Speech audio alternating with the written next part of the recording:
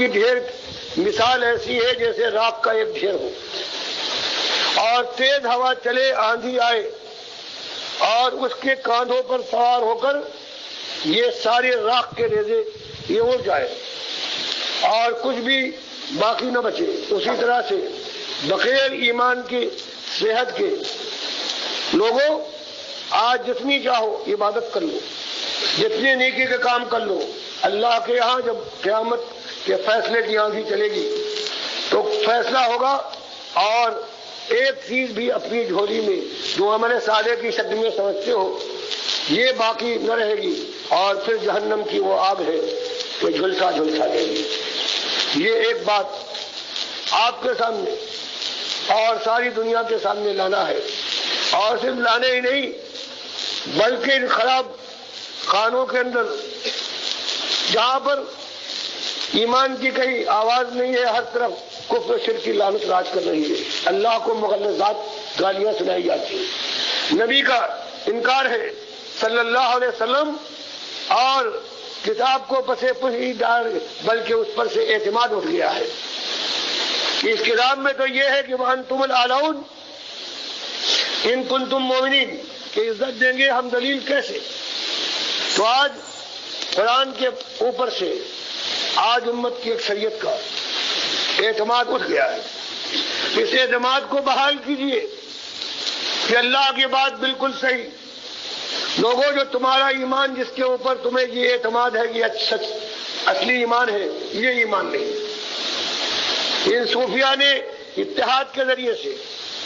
اور تمہارے علماء نے احباب نے بت پرستی کی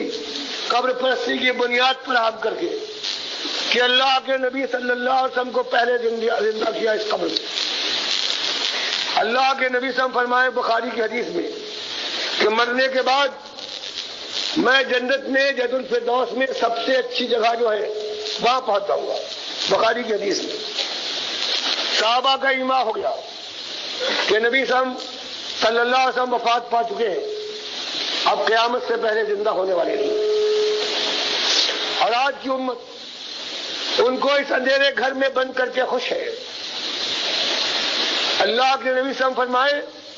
کہ ساری کائنات کے اعمال اللہ کے اوپر پیر اور جمعرات کے دن پیش ہوتے، آج وہ اعمال جو دور السلام کے ہیں وہ نبی صلی اللہ علیہ وسلم پر پیش ہونے لگے۔ یہ ایسا شرک اور کفر ہے جو آج امت مسلمہ کے ایک ایک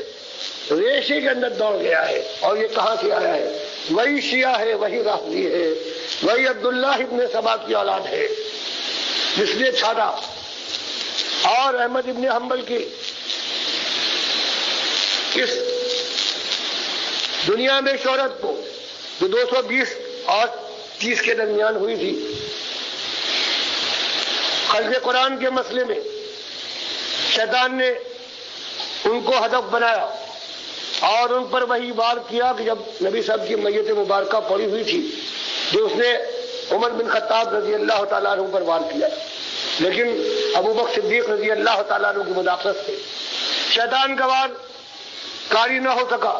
اور 200 سال تک امت کے اندر قبر پرستی کی لعنت نہیں آئی۔ لیکن 220 کا یہ ہیرو جس کی مسند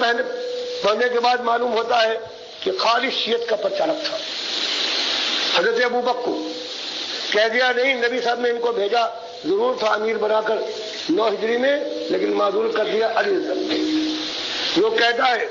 کہ شیعوں کا عقیدہ بالکل صحیح ہے، عثمان رضی اللہ تعالیٰ عنہ نے قرآن کے اندر اس کی ترتیب میں تصرف فرمایا ہے۔ جو کہتا ہے حباب کی کتے حضرت عائشہ پر بھوگ رہے تھے، یعنی وہ غلطی پر تھی، اور علی رضی اللہ تعالیٰ عنہ یہ صحیح تھے۔ جو ابھی آیا ہے کہ بریدہ اسلمی رضی اللہ تعالیٰ عنہ کو ہدف بنانے کے بعد کہا، ان کے بیٹے بیان کرتے ہیں کہ میں اور میرا باپ